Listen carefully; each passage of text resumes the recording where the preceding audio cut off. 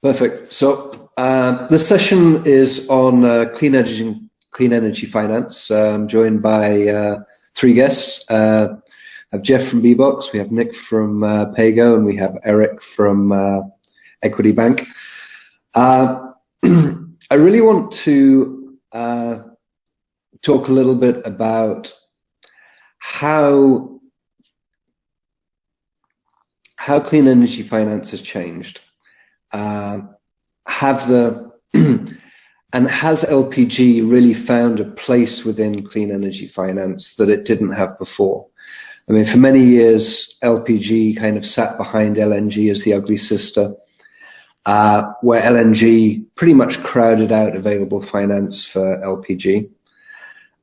We've seen significant funds flowing into renewables more recently. Solar has been, well, Jeff can speak a little bit more to this, but solar has definitely been an easier route into, or an easier way to finance clean energy.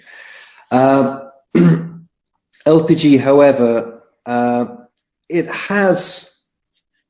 it's given a case for being really one of the few ways to solve clean cooking.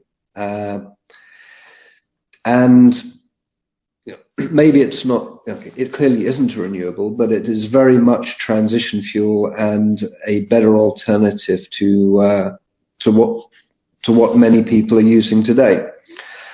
So my question is really, is there more interest with DFI and private funding? And has the tide turned for LPG finance and product across the board? So Jeff, maybe we can start. Yes, as you were saying, we have for the moment more experience on the financing from the solar home side. And I expect a similar evolution to happen as we had with solar home systems, where you start generally with equity, subsidies, DFIs coming in. And only over time, when you have a certain critical mass, when you have the steady cash flow, when the scale is there to justify the cost of going for general debt, is when you can move into debt. So for BBOXX, if we can give that as an example for the solar home system business, where BBOXX is in fact a vertically integrated business, so we need to look separately at the technology side, which is at the group level, and separately at the B2C, the business to consumer, the commercial side, which is customer facing, which is organized per country. So at the group level, where the technology is developed, maintained, the production is organized, that is still mainly equity funded, starting from obviously friends, family, angel investors, DFIs, and then moving into more institutional investors. And then separately, there was another strategy for the countries where you need to really scale massively to serve hundreds of thousands of customers. Even there, we needed to start with equity, first from the BBOXX group. Then became a number of big investors on board that were specifically investing into the different countries. We had AIM, Africa Infrastructure Investment Manager, that invested 31 million in three of BBOXX countries, namely Kenya, Rwanda, and DRC. We had EDF that came on board first in Togo as a joint venture, and now recently, as announced, also took a stake in BBOXX Kenya.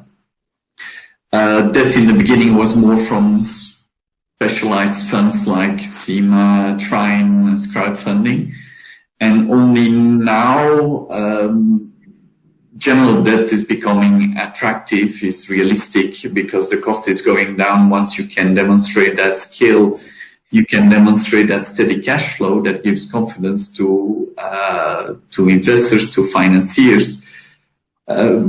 along with them starting to know the market, starting to see that it's been stable for a couple of years. Mistakes have been made in the beginning, optimization have been done, KPIs have been standardized more, and you see that financiers are more understanding that business and are willing to start investing bigger amounts in that sector.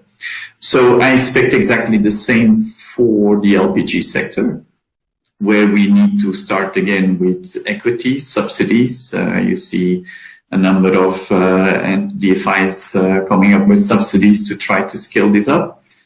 And specifically for us, where we target more the rural population, rural, peri-urban and smaller towns, where it's probably even more challenging, where we'll take slightly more time to reach the volumes, we will definitely need to count on equity in the beginning.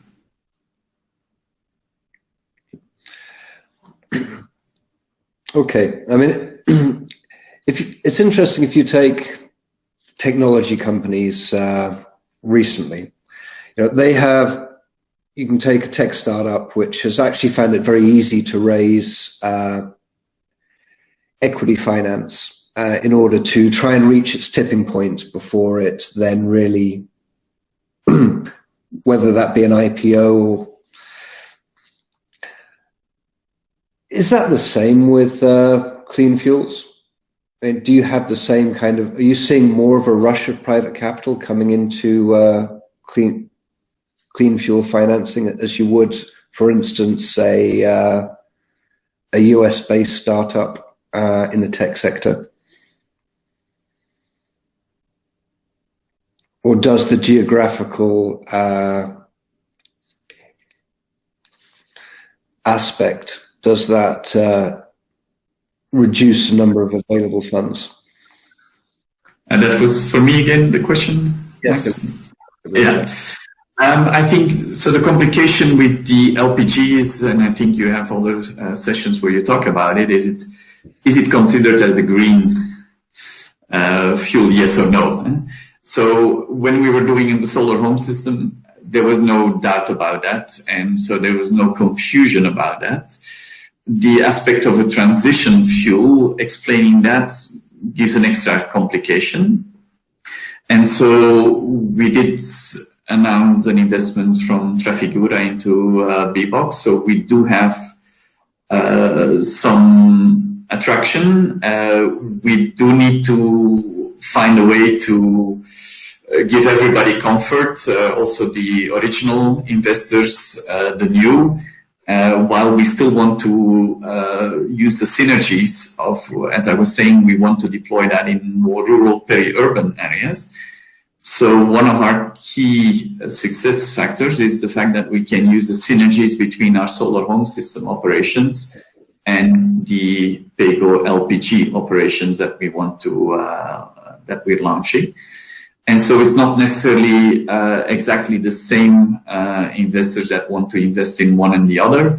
And so this is one of the challenges that we're now working on separately, separating those investments, making clear that everybody knows exactly what they're investing.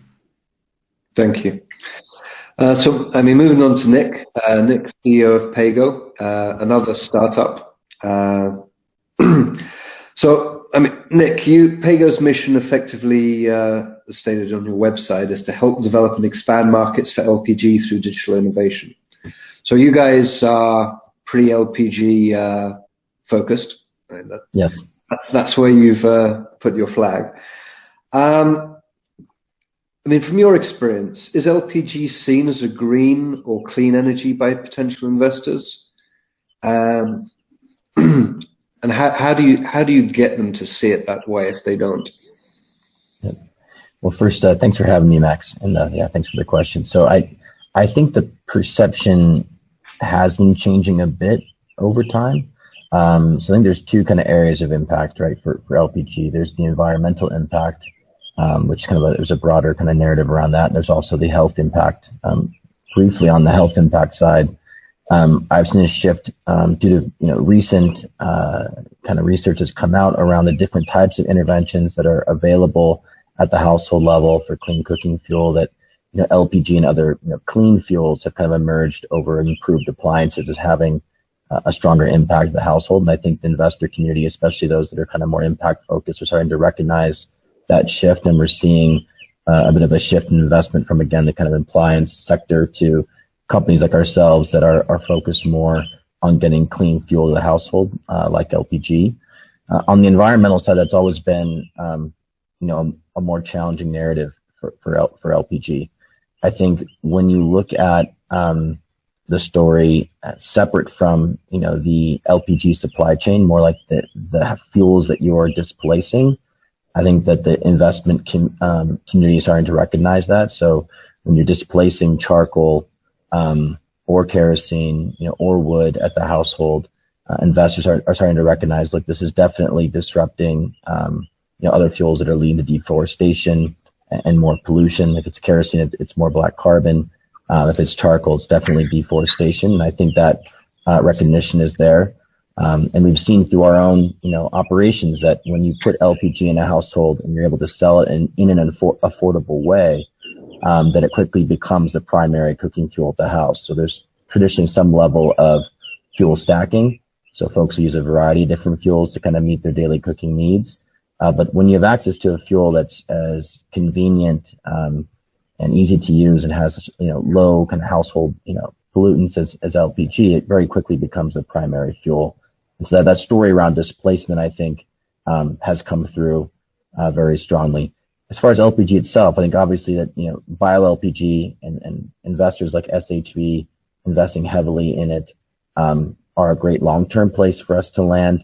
And I think we can talk about later about carbon finance, but there are methodologies now that exist that explain what the kind of broader offset story that is provided by LPG. But I think that it's more complicated than looking at what fuels you displace at the household. Sure. And you look outside at the countries which have really successfully had LPG penetrate clean cooking to above 60-70%, as we touched on in the last session. India, Indonesia. These are countries which had to subsidize the rollout. Now we have Paygo, which is effectively not subsidizing the rollout, but allowing it to be paid in affordable chunks to the consumer. But outside of the urban areas, in the more rural areas, cost will still be an issue, and it's as will cheaper alternatives in terms of. And I know when we say free firewood, Wanjika will tell me off, but so it feels free at the time. Is that something that can be addressed without subsidies or without UN DFI style? And if it was subsidized, do you get to a tipping point where there's enough demand to justify private sector returns? That's a really good question. At Paygo, we've got a pretty strong belief that subsidies are not necessary, and let me kind of unpack that a little bit. When you look at market development, you need a lot of things to go well before you even look at subsidies. You need a regulatory framework that's going to attract or de-risk investment for the private sector. And you need investors to come in and really invest in the supply chain on the infrastructure side to remove supply constraints that drive up the cost of LPG. You also need investors to expand the kind of retail footprint of LPG to reach areas like you mentioned that are more rural or further away from urban centers. So I would say first the things need to be in place for investment to happen. And if the macroeconomic indicators are there, that a place like Kenya, the middle income as a middle income country with more folks having increased purchasing power every year, you need to create the right environment. I think Kenya's done a great job at doing that to get investment kind of up and running.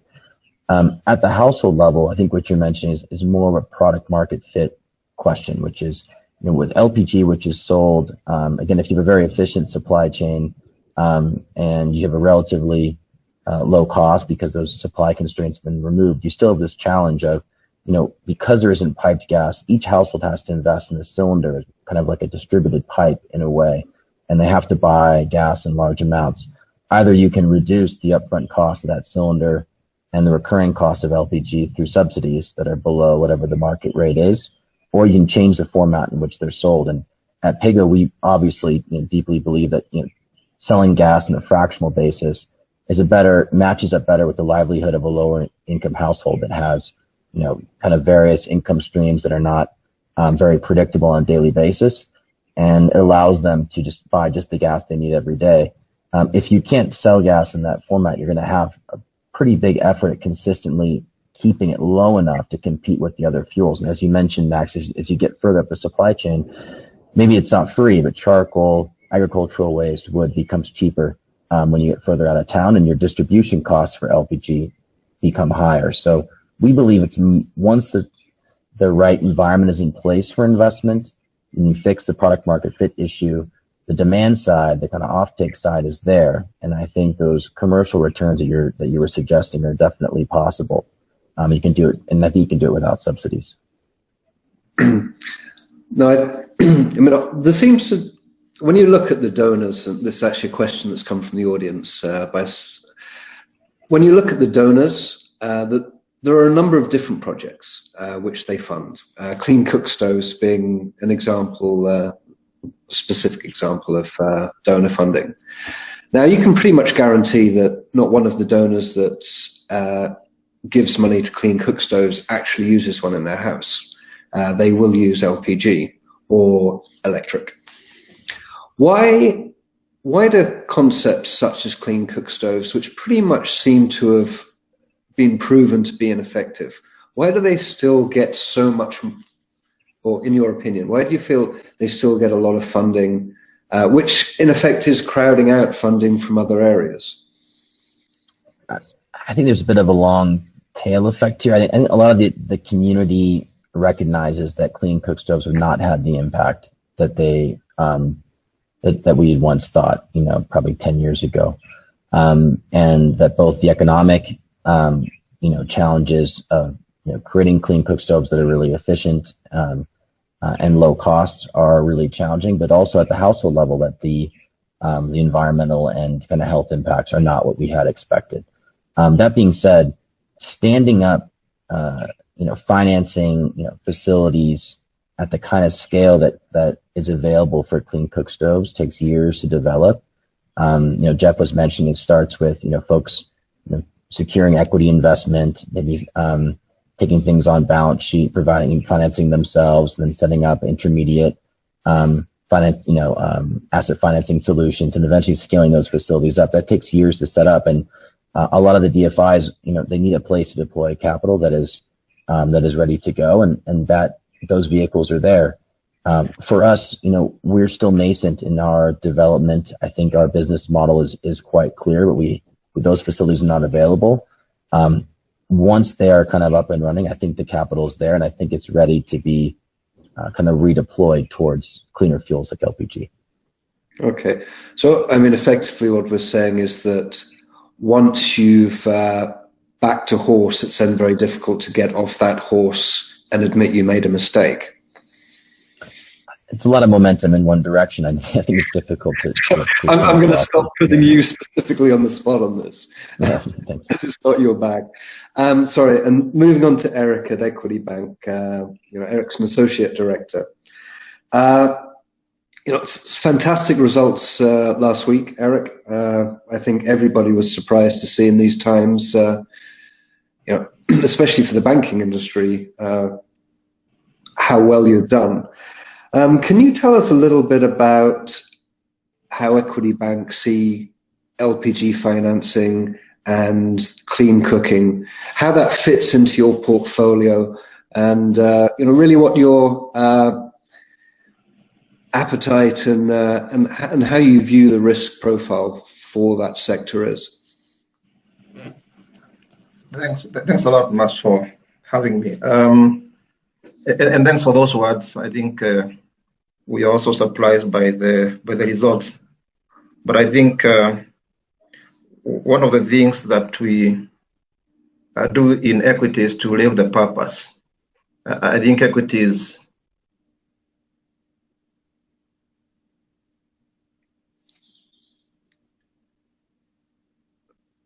Eric's. Is it just Maya? I lost him. Yeah, I lost everybody as well, actually. So we are. That is led by so that we are able to deliver that purpose to is clean energy is part of our core business in terms of programming. In fact, we have in our portfolio mix, we want to go up to 40% of our book to be in green assets. So it's a very deliberate effort. And it's not only in LPG or clean cooking, it's in all other areas of climate finance, including solar and energy efficiency and climate smart agriculture and other things that touches on environmental conservation and reducing emissions and creating resilience in communities. So for us, LPG is I think is what we can call a lesser evil, because what is the alternative? The alternative that communities have is charcoal and wood fuel.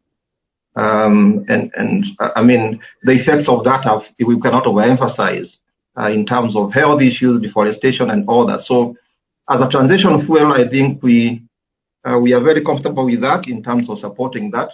And our programming around that is a supply chain approach. We deploy our funding, to importers of the commodity, to people who want to set up facilities, LPG facilities. We've deployed significant funding into manufacture of cylinders, LPG cylinders. We've invested heavily in distribution. We've invested in other ecosystems, bringing in the LPG cookers and burners, so that we're able to bundle the financing of cylinders and burners to rural households. We have invested heavily in our own channels, whether they are digital channels.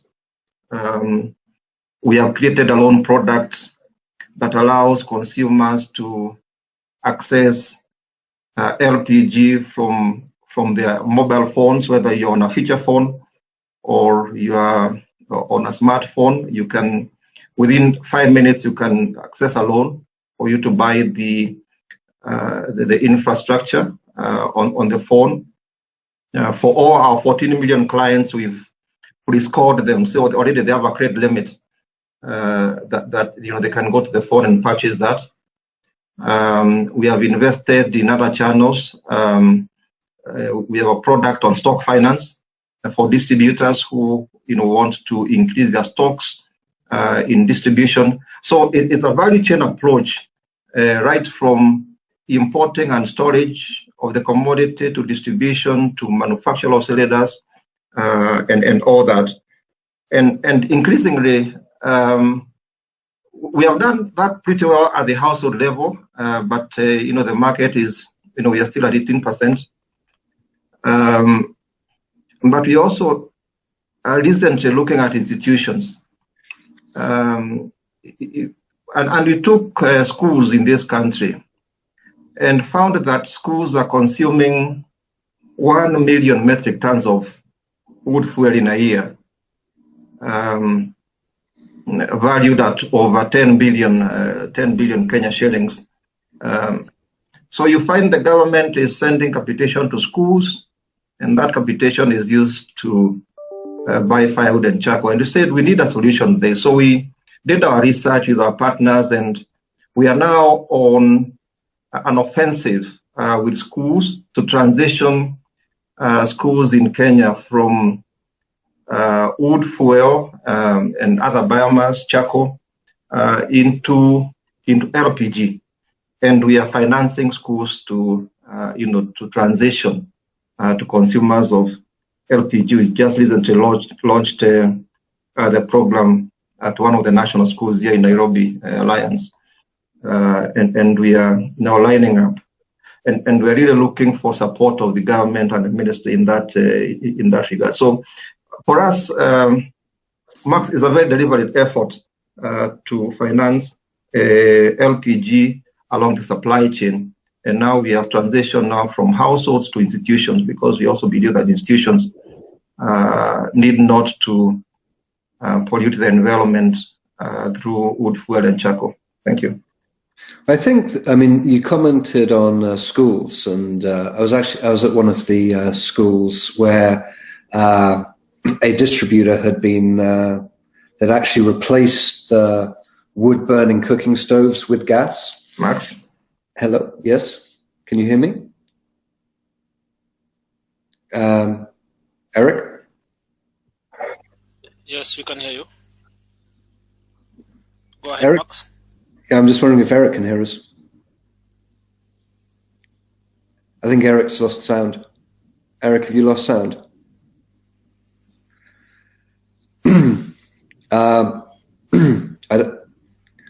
Alfred, I don't think Eric can hear us. So just until we get Eric back,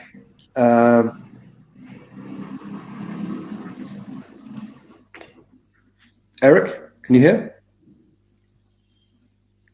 No. Okay, whilst we try and reconnect Eric, because Eric, I'm sorry, I don't think you can hear us. Carbon markets have been quite a topical point, and I'd like to direct this towards Jeff.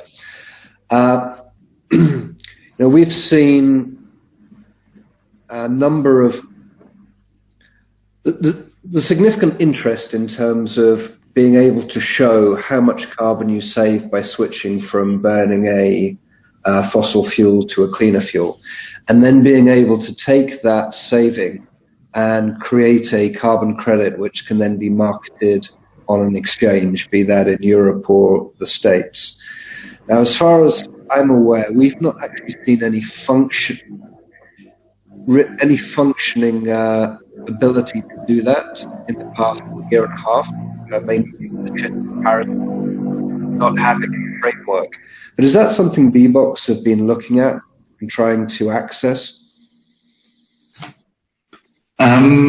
So, in contrast to Nico was saying, we think subsidies will come later once a certain number of conditions are met. We think we need subsidies to deploy this quickly into the rural and peri-urban areas. However, the traceability of the solution we offer through those meters, where you know the location of the customer, you know how much they've used, you know you have their identification and all of that, should allow us to go into a program. We are not yet at the stage where we've applied for such a program. I know also in the past the overhead costs of entering such a program were quite steep, and the volumes, we're still in pilot phase at BBOXX. The volumes we are at today do not justify going in, but it is in the back of our minds. It is something that could make the whole unit economics more attractive. But I think probably Nick has a better or a stronger opinion about it. Nick? No, I think what Jeff noted is going after, BBOXX's market is in the peri-urban and rural areas, and I think the economics are challenged there for some of the reasons I mentioned earlier. So you have kind of a higher distribution cost, and you're competing with a lower cost alternative fuels. I think that's challenging. Obviously, if subsidies were to come in to help us accelerate the market, get the demand side of the equation kind of up and running, I think that's better for everyone. But I think what I was noting earlier was more that as a company, we like to be kind of tip of the spear into a new market and help develop it. And we'd like to think that we can do that without subsidies that the kind of economic proposition of what we're doing can stand on its own.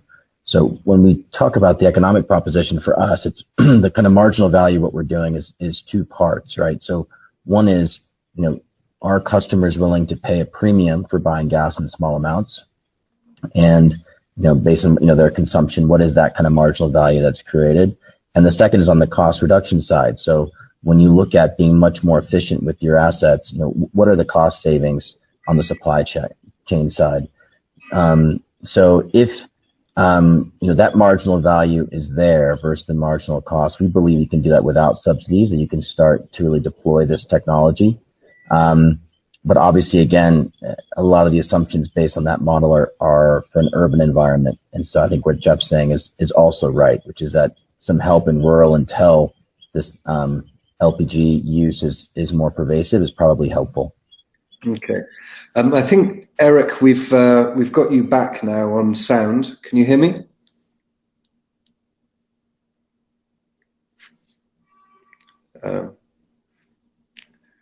Technical department are telling me that Eric is back online. Eric, can you hear me now? You're muted, Eric. Eric, you're on mute.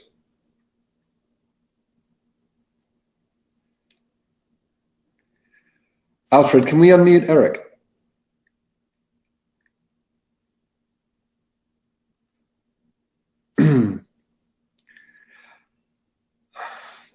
Eric, can you unmute yourself? Is that possible? Your microphone's muted.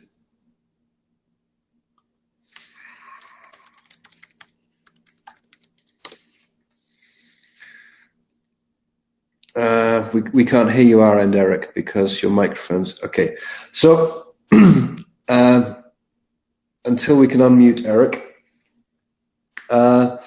but in terms of technology, how important do you guys think that has been in really allowing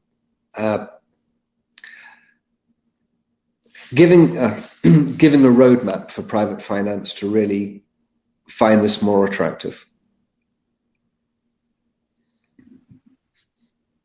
Is that for me? Either or. Okay. Jeff, I can do a quick swing at it and then over to you. Look, I think what gets investors excited about a technology-based model, at least for us, is that it's less operationally intensive. The market opportunity and the skill that you can achieve, also the valuation multiple that you can get, can back them into a return early on that makes sense based on the risk that they're taking. So I think for Paygo as a tech company, that's helpful. The other thing to note is we're looking at the title of this conversation is around kind of clean energy financing. I think equity financing is step one, as Jeff kind of mentioned, but we still need to find a way to bridge to something that helps us, scale. And I think some of the models that we're looking at right now is leveraging some of the folks in the value chain to make some of those financing solutions more possible. So for the early stage financing, it might make sense for a gas company to take on, some of the kind of receivables risk at the consumer financing level.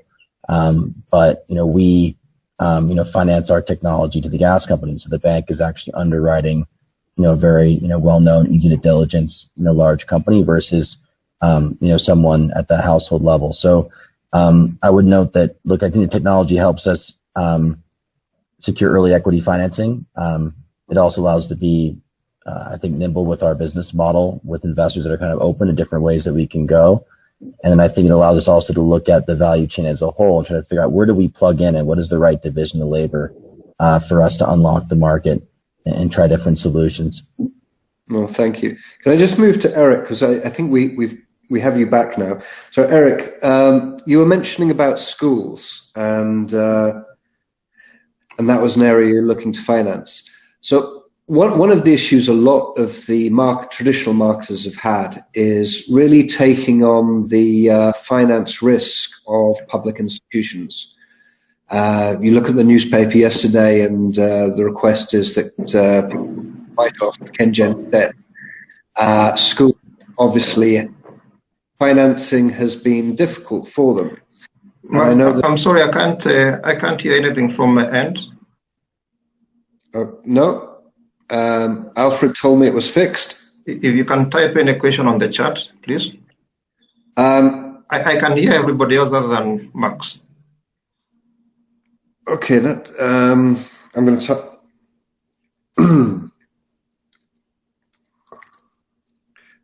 I'm going to type on the Q&A.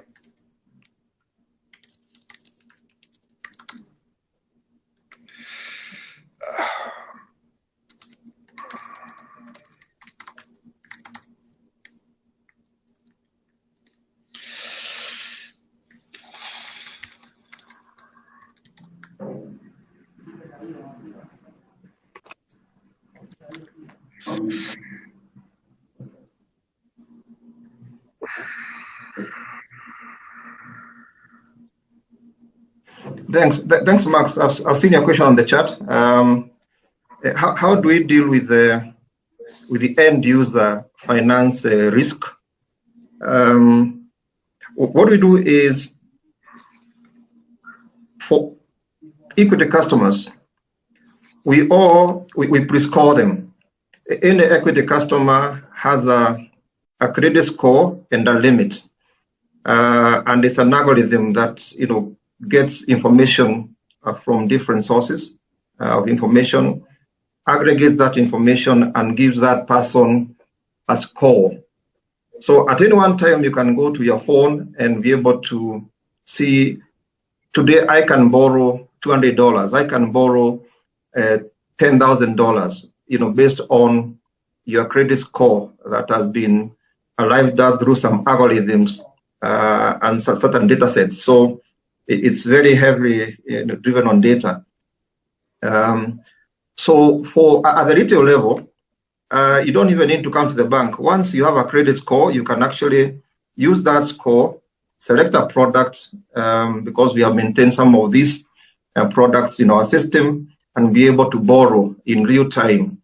And what we have done is we work with certain distributors and companies and downstream marketers of LPG, so that the value of the loan does not go to you. It hits your account and then it auto-swiped into the merchant's account. So all what you go is go to the merchant account and receive your product. So that's how we deal with risk at that level. Of course, there are other channels like group lending and all that, but we are pushing most of the products, LPG and accessories through mobile and internet channels, through a system of pre-scoring and determining the credit risk of each customer. And it's the same for for institutions. Again, what we have done is what is the value? And I'll just give a practical example of one of the schools that we launched last week, 2 weeks ago. You go to an institution and see what is their current bill on cooking. If they are buying firewood, they are buying charcoal. What are they spending in a month? Because the value you're giving them, an institution that is on wood can save up to 40% of the cost. And I'll explain why 40%. Is because of the fabrication that we are doing to the to the cooking pots. We are still using the existing infrastructure of the school. If you've gone to any school in Kenya, you'll see those pots that have clay. They are molded by clay inside. Clay is a very poor conductor of heat, so it retains a lot of heat. So the cooking pot goes inside that infrastructure. So there is no open flame at all, and the pot is clay molded. So there's very little loss of energy. So whatever you are cooking, once you bring it to boil, you can actually put the flame completely down, and that infrastructure allows the food to cook without extra energy. So when we use that, we are realizing efficiencies of in excess of 80%, meaning that the cost significantly comes down. And we have been able to, to run a pilot over the last 15, 16 months and demonstrated that the school is saving significant amount of money. It's even more for those who are on charcoal. It depends on the fuel that you're replacing. If you're on charcoal, which is a bit more expensive, then you realize even up to 50% savings. So the loan product is designed with that in mind, so that the school does not need to unlock fresh cash flows to repay a loan or setting up that infrastructure. They can actually pay from the savings they are realizing, from that. One of the challenges that we have with public institutions, and I've seen the question on government institution, is the lengthy process of approval for them to borrow. No objection from the ministry, you go to treasury, and all that. And this is something that we have, taken up with the government to see how can they quicken that process because of the savings that they are realizing. We've been able to quantify how much the government will save in the capitation to schools by switching to LPG rather than, using wood fuel and all that. And schools, is a totally different product where, they pay only when, they have received the school fees. And government capitation, that's when they service the loan in 4 bullets in a year. And we're able to stretch that to 36 months as well. I've seen another question here on the hurdle rate, the return on your capital effects for financing appeal transactions for debt. Again, this is, out there for at the retail level, that's 13% declining per annum. So we are still at the regulated rates. We never adjusted that, so it's still at 13% per annum on a declining balance. For more bigger tickets, like when we are financing an LPG factory for $40 million, for example, then those tenors and rates and all collateral requirements would obviously change because of the bigger tickets becomes more project finance rather than straight debt. So the terms and conditions and the rates on capital will really depend on where you are in the value chain and the amounts involved and all that. But at the retail level, it's 13% per annum declining. And as you go up the value chain, then those rates can come down on a case-to-case basis. Okay. No, thank you. And I don't know whether I'm managing to handle those questions. No, I don't know why I can't hear you. I'm able to hear. I don't know why you can't hear me, but I can't hear Max. Well, look, I mean, just we're coming to the end of our. Well, in fact, we've passed the end of our time slot.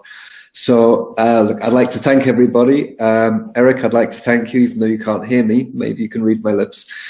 An interesting session. It's a shame that we had some technical issues because I think what Max, if there's another question, probably you can also type it down. No.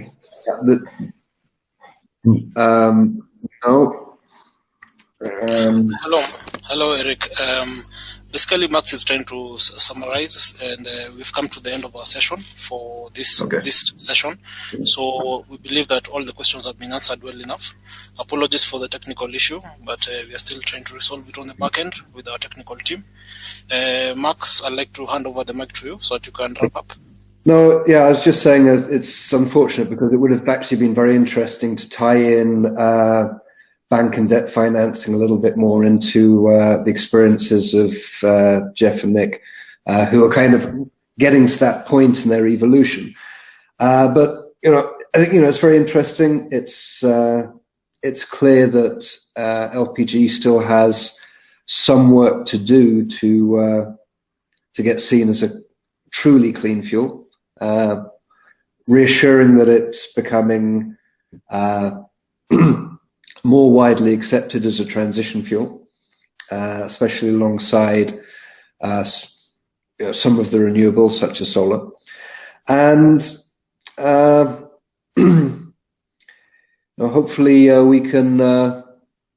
we can really bridge that gap. We saw a $15 billion investment, which was the largest investment in sub-Saharan African history for a debt finance for LNG in Mozambique. If we can only get a fraction of that investment in clean cooking, I think we'll be on a much clearer path towards solving the clean cooking crisis. So with that, I'd like to end the session and pass over to Wanjiku. Thanks, Max. Thanks, guys.